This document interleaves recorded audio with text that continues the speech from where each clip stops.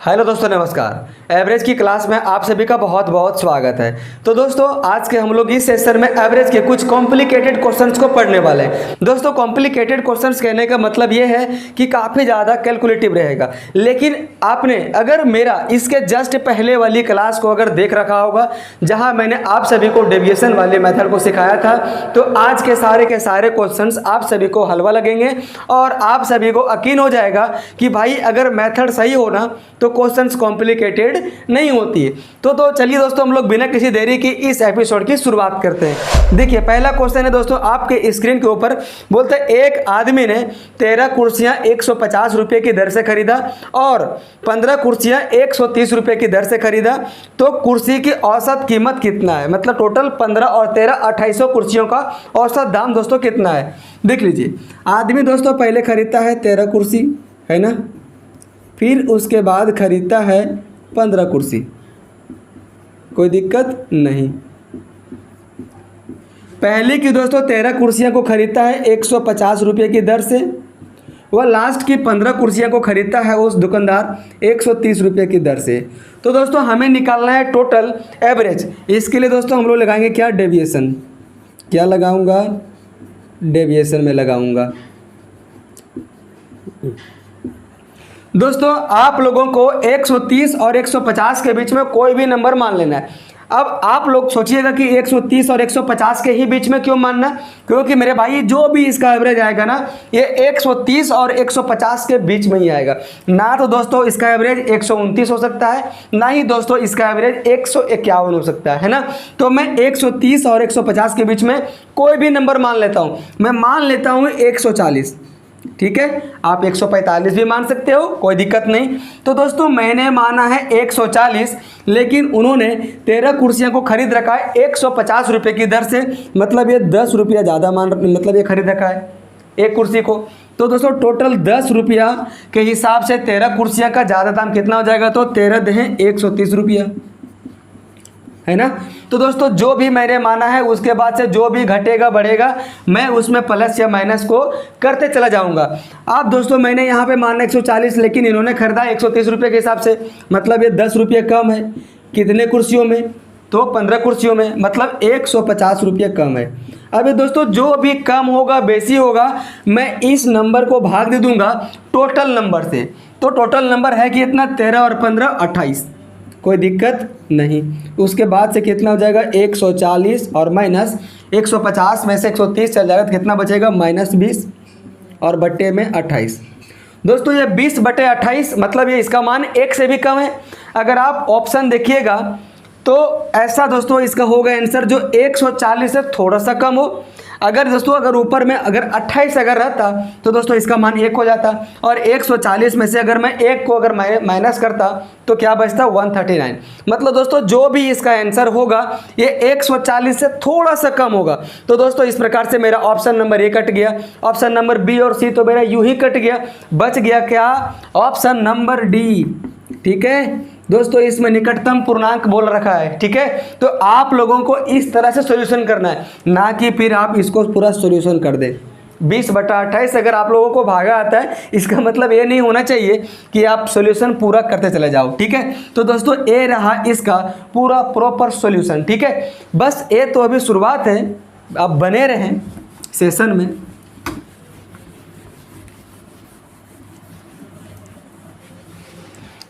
देखिए दूसरा क्वेश्चन आपके स्क्रीन के ऊपर विजिबल है। बोल रहा है n संख्याओं का औसत 58 है, ठीक है। ये n संख्या मेरे भाई कितना है मुझे नहीं पता। यदि 65% संख्याओं में से प्रत्येक संख्या में जोड़ दिया जाए, 16 दोस्तों जोड़ दिया जाए, और शेष संख्याओं में से प्रत्येक में से 9 घटा दिया जाए, तो संख्याओं का नया औसत क्या होगा? दोस्तों टोटल संख्याएं n है और n संख्याओं का औसत दिया हुआ है 58। इसमें से दोस्तों बोल रहा है कि अगर 65% संख्याओं में 16 जोड़ दिया जाए। दोस्तों 65% का फ्रैक्शनल मान कितना होता है? 65/100।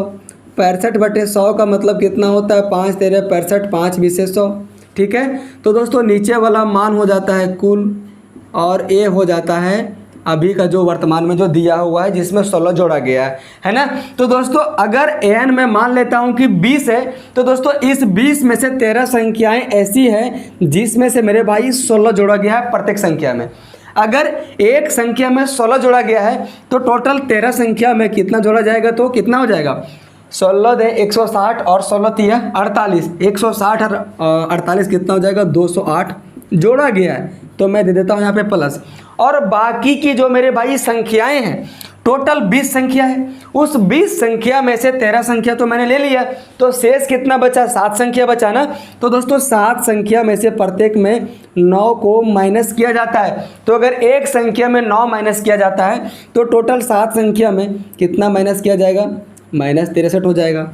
अब टोटल दोस्तों कितना हो गया, अब यहाँ पे देख सकते हो। अब इसे प्लस माइनस कर दो तो प्लस 208 है और -63 है, मतलब औसत बढ़ेगा ही बढ़ेगा। तो मैं अब इसे माइनस करता हूँ, कितना आ जाएगा 8 में से 3 तो 5 और 10 में से 6 तो कितना बच जाएगा 4 और यहाँ पे कितना बच जाएगा 145।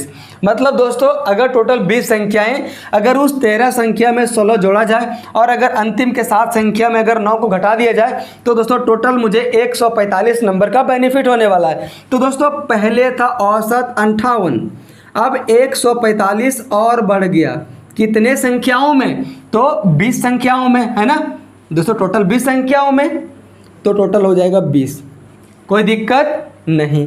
अब दोस्तों इसे गुना भागा जो भी करना है आप इसे कर दो, है ना। चलो मैं इसे 100 बना देता हूँ, मैं नीचे से गुना कर देता हूँ 5 में और ऊपर से भी गुना कर देता हूँ 5 में। तो दोस्तों नीचे हो जाएगा 100 और ऊपर में दोस्तों कितना हो जाएगा 25 25 के 5 हाथ में 2, 14 25 70, 70 और 2 कितना हो जाएगा 72। तो कितना हो जाएगा मेरे दोस्त 7.25, है ना, बराबर कितना हो जाएगा 58 और 7.25 तो 58 7 65.25 हो जाएगा। तो मेरे दोस्त 65.25 हो जाएगा इसका नया औसत, जो इस क्वेश्चन का करेक्ट आंसर है ना। तो चलिए मैं अब इसे इरेज करता हूँ और अब मैं दोस्तों बढ़ता हूँ अपने अगली संख्या की ओर, अगली प्रश्न की ओर, संख्या की ओर नहीं।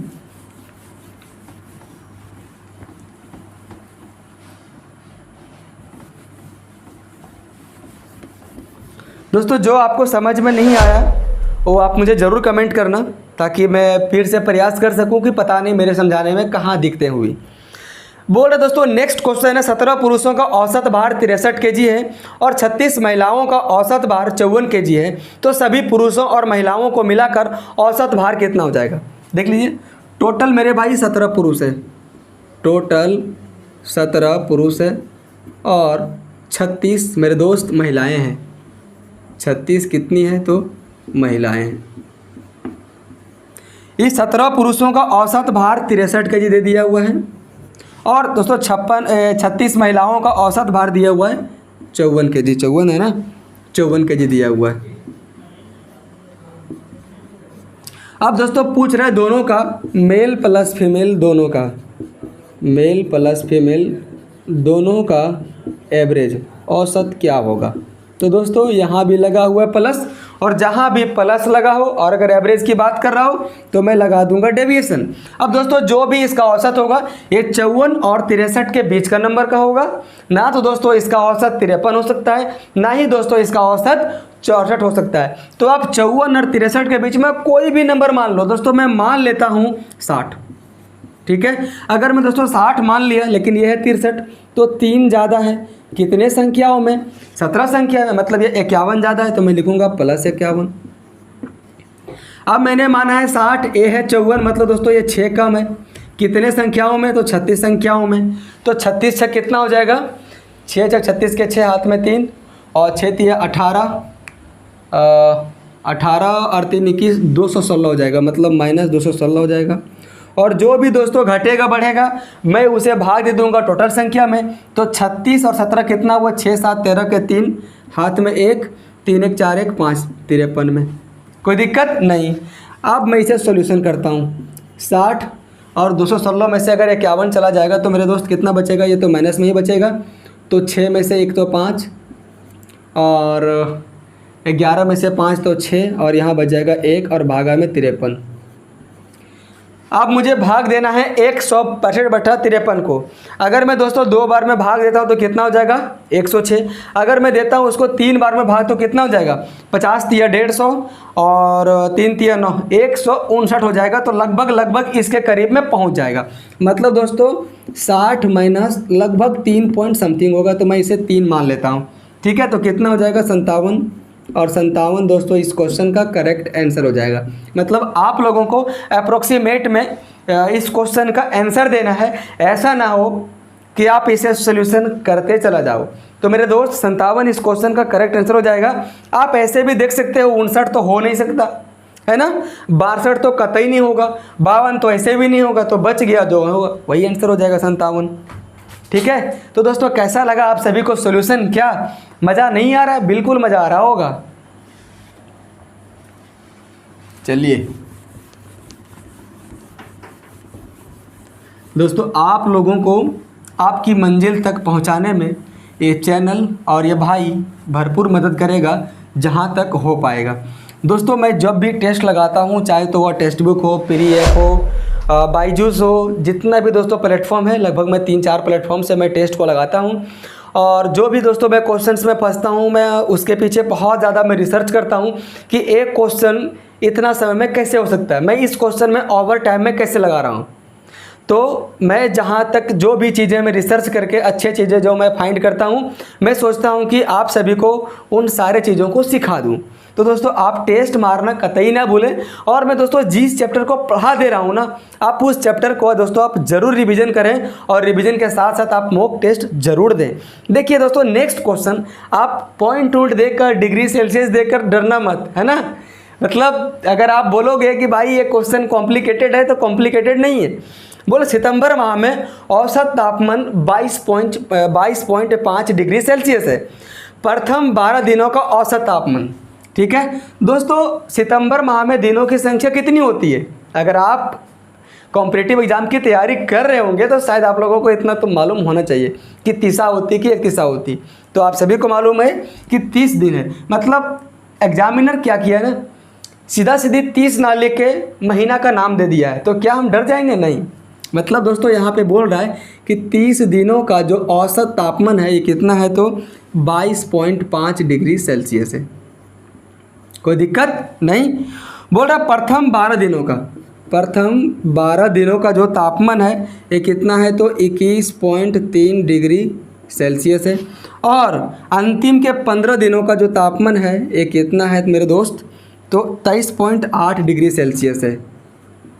तो बोल रहा है ना कि जो शेष बचे जो दिन है, शेष कितना बच गया, 12 और 15 27 और टोटल है 30। मतलब दोस्तों शेष बच गया 3 दिन।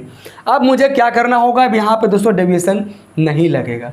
अब जब डेविएशन नहीं लगेगा तो हमें यहाँ पे कुल मिलाकर गुना ही करना पड़ेगा। ठीक है, तो दोस्तों इसका मान कितना हो जाएगा, अगर मैं 30 को 22.5 में गुना करूँ तो कितना हो जाएगा दोस्तों, 1 0 से तो ये दशमलव खत्म हो जाएगा।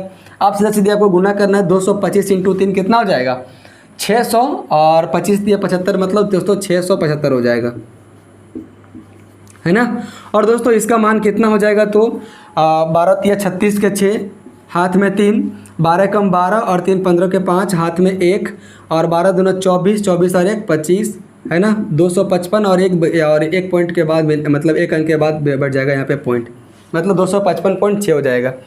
अब अगर मैं इसे गुना करता हूँ तो कितना हो जाएगा, 15 × 120 के 0, हाथ में 12, 15 तिया 45, है ना। और 45 और 12 कितना हो जाएगा 67, 67 के साथ हाथ में 6, 15 दूनी 30, 30 और 6 कितना हो जाएगा 36। सही है ना। चलो मैं इसे गुना कर ही लेता हूँ, 23.8 × 15, 5 40 के 0, हाथ में 4 और 23 5 115, 115 और 4 119 और 238 यहाँ पे हो जाएगा। 0 9 78 के साथ 3 1 4 1 5 2 1 3, 357 होगा। पता नहीं मैं थोड़ा सा कहीं मिस्टेक किया होगा, 357 होगा, है ना। और अगर एक पॉइंट के बाद 0 है तो कोई दिक्कत वाली बात नहीं है, हमें उसे लिखना या ना लिखना कोई फ़र्क नहीं पड़ने वाली है। अब मैं दोस्तों क्या करूँगा, फाइनल में इस पूरे से संख्या से, मतलब इस 675 में से मैं माइनस कर दूंगा इन दोनों संख्याओं को, तो 255 0.6 प्लस 357 को माइनस में कर दूंगा तो कितना बच जाएगा, तो 675 माइनस, आप इसे जोड़ो, पॉइंट दोस्तों 6 का 6 ही रहेगा, और 7 और 5 12 के 2, हाथ में 1 है ना, और फिर 5 और 5 10 और 1 11 के 1, हाथ में 1, 3 2 5, 5 और 1 6, मतलब 612.6 को माइनस कर देंगे तो दोस्तों कितना बच जाएगा, तो 675 में से अगर चल जाएगा तो बचेगा मेरे दोस्त 0.4, यहाँ बच गया 4, 4 में से 2 तो 2, यहाँ बच गया मेरे दोस्त 7, 7 में से 1 तो 6, मतलब 62.4 डिग्री सेल्सियस बच गया ये महीना के अंतिम 3 दिनों का। तो अगर 3 दिनों का मेरे दोस्त अगर दिया हुआ है औसत तापमान 62.4 डिग्री सेल्सियस, तो दोस्तों अंतिम के 3 दिनों का औसत कितना हो जाएगा, तो 62.4 बट्टे में 3 हो जाएगा, 6 2 8 4 12, ये तो 3 से कट ही जाएगा, 3 दूना 6, उसके बाद 3 8 24, मतलब 20.8 डिग्री सेल्सियस हो जाएगा। क्या आप लोगों को समझ में नहीं आया दोस्तों? सिंपल सा क्या किया गया है, पहले आप लोगों को 30 दिन का दे दिया गया हुआ तापमान 22.5 डिग्री सेल्सियस है ना, तो दोस्तों इसका औसत तापमान मतलब पूरा कुल कितना हो जाएगा, 675 डिग्री दोस्तों सेल्सियस हो जाएगा है ना। और दोस्तों 12 दिन का दिया हुआ इतना 21.3 डिग्री सेल्सियस, तो टोटल 12 दिन का योग कितना हो जाएगा तापमान में 255.6 डिग्री सेल्सियस, और अंतिम के 15 दिनों का दिया हुआ 23.8 डिग्री सेल्सियस, तो इसका दिया हुआ दोस्तों औसत तापमान, तो कुल कितना हो जाएगा 15 दिन का तापमान 357 डिग्री सेल्सियस। अब मैं क्या करूंगा, इस 675 में से मैं इन दोनों का मतलब इस 30 संख्या के मतलब ये दोस्तों 30 दिनों में से इस 27 दिनों की तापमानों को दोस्तों मैं माइनस कर दूंगा, तो बच जाएगा दोस्तों 3 दिन का। अब जो दोस्तों बच गया 3 दिन का 62.4 डिग्री सेल्सियस, अब इसका पूछ रहा औसत, तो अब मैं क्या करूँगा, इस 62.4 में से मैं भागा दे दूँगा 3 में से, 3 में, ठीक है 3 से, तो क्या हो जाएगा 20.8 डिग्री सेल्सियस, और ये इस क्वेश्चन का मेरे दोस्त करेक्ट आंसर हो गया। तो चलिए दोस्तों लाइन कट गया, और आप थोड़ी देर आप वेट कर लीजिए।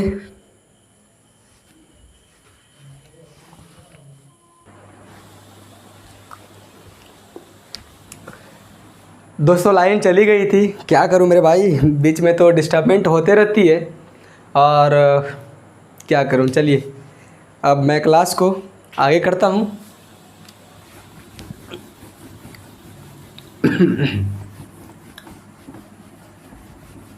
दोस्तों आप सभी बहुत सारे दिनों से डिमांड कर रहे थे, हर एक वीडियो में कमेंट कर रहे थे कि भाई एवरेज पढ़ाओ, एवरेज पढ़ाओ, और मैंने शायद आप सभी से वादा भी किया था कि मैं ऐसा पढ़ाऊँगा जो आज तक आपने कभी ऐसा नहीं पढ़ा होगा, और अगर आपने इस मेथड से कभी पढ़ा होगा तो आप मुझे ज़रूर कमेंट करना मेरे भाई, ठीक है।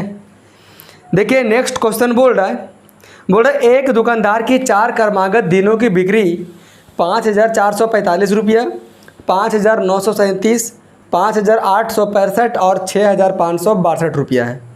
यदि उसकी 5 दिन की औसत बिक्री 6,050 रुपया है तो उसकी 5वें दिन की बिक्री को ज्ञात करना है। मतलब दोस्तों 4 दिन का बिक्री दे दिया गया है, और टोटल 1 दिन का, और ये दोस्तों 1 दिन का बिक्री नहीं दिया हुआ है, और जोड़ा गया है 5 दिन का बिक्री का औसत, और 5 दिन का बिक्री का औसत दे दिया गया हुआ है 6,050। तो क्या आप 5वें दिन की बिक्री को नहीं निकाल सकते हो? तो दोस्तों आप लोगों के लिए एक क्वेश्चन होमवर्क के तौर पे है, आपको इस क्वेश्चन को दोस्तों डेविएशन से भी बनाना है, और दोस्तों ऐसे एक लॉन्ग मेथड से भी आप लोगों को बनाना है एक क्वेश्चन को, है ना।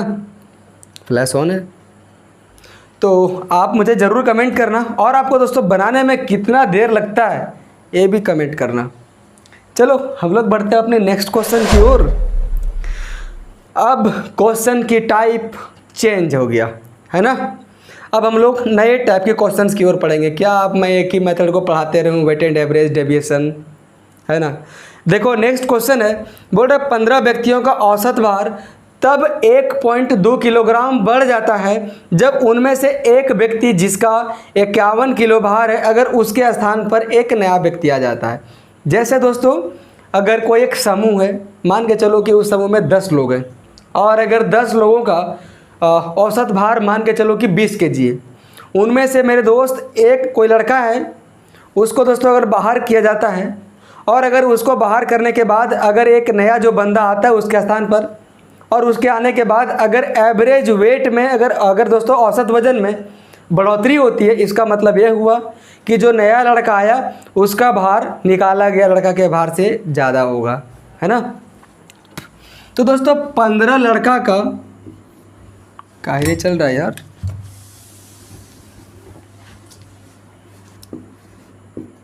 15 लड़का का दोस्तों औसत भार 1.2 kg बढ़ जाता है जब एक व्यक्ति उनमें से 51 kg है, अगर उसके स्थान पर एक नया व्यक्ति आ जाता है।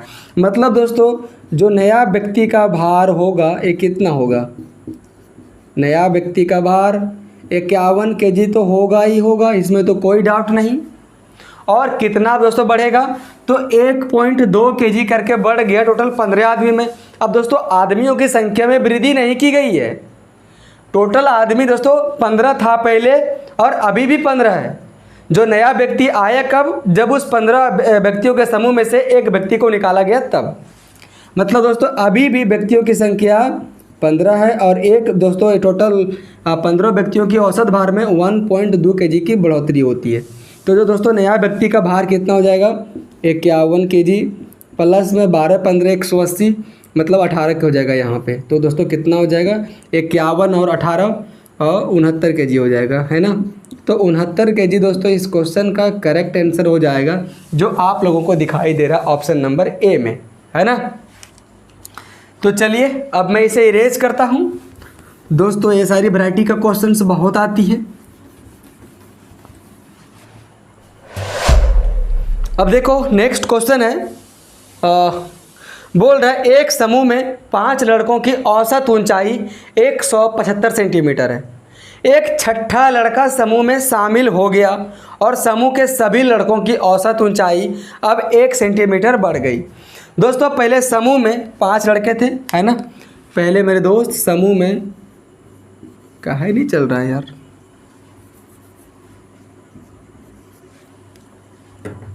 चलो तुम मत ही चलो। दोस्तों पहले समूह में 5 लड़के थे और इस 5 लड़के के जो औसत हाइट था ये कितना था, 175 सेंटीमीटर। अब एक नया लड़का शामिल हो जाता है ना। अब एक नया लड़का शामिल हो जाता है तो उस नया लड़का के शामिल होने से उन 6 लड़कों की औसत ऊंचाई में 1 सेंटीमीटर की बढ़ोतरी हो जाती है। तो उस नया लड़का का हाइट कितना है। अब दोस्तों नया लड़का के आने से अगर हाइट में बढ़ोतरी हो रही है, इसका मतलब ये हुआ कि जो नया लड़का का हाइट है ये 175 सेंटीमीटर से ज़्यादा होगा। अगर नया लड़का के शामिल होने से अगर हाइट में अगर कमी होगी, इसका मतलब ये होगा कि जो नया लड़का समूह में शामिल हो रहा है उसकी हाइट 175 सेंटीमीटर से कम होती है, लेकिन यहाँ पे बढ़ोतरी हो रही है।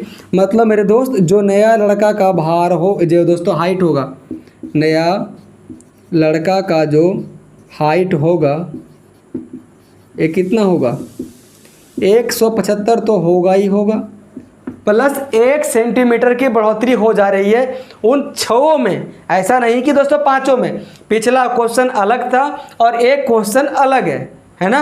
तो दोस्तों 1 सेंटीमीटर की बढ़ोतरी हो रही टोटल 6 लड़का में, है ना।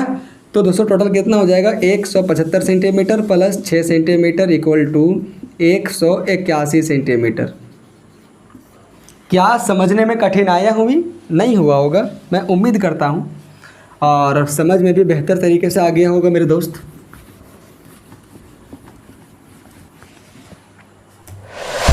देखो अब नेक्स्ट क्वेश्चन है, बोल रहा है 49 विद्यार्थियों का औसत वजन 53 kg है ना।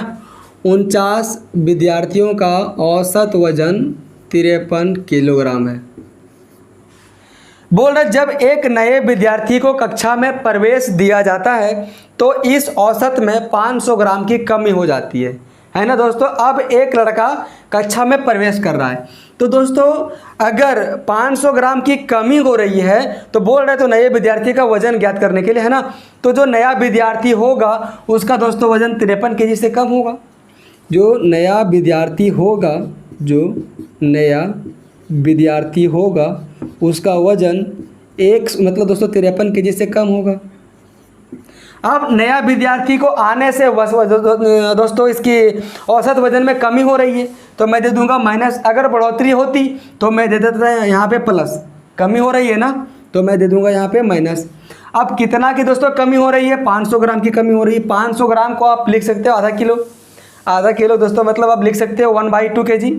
तो 1/2 kg की कमी होगा टोटल कितने व्यक्तियों में, तो 49 व्यक्ति पहले था और एक नया व्यक्ति और आ गया, मतलब टोटल 50 व्यक्तियों में। तो कितना हो जाएगा, 2 से 25 बार में चला जाएगा।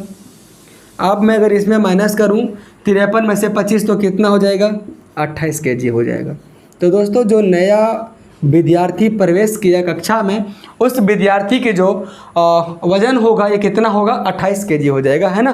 तो मुझे लगता है कि अब आप लोगों को कोई दिक्कत नहीं होता होगा इस वैरायटी के क्वेश्चन में, मतलब जो मैंने वैरायटी को पढ़ा दिया उस वैरायटी में दिक्कत नहीं। और दोस्तों मेरा ये आज का अंतिम क्वेश्चन था। अगर आप लोग रिस्पॉन्स दोगे क्लास को, तो मैं दोस्तों क्लास को कम से कम 1 घंटा तक मैं ज़रूर खींचूँगा।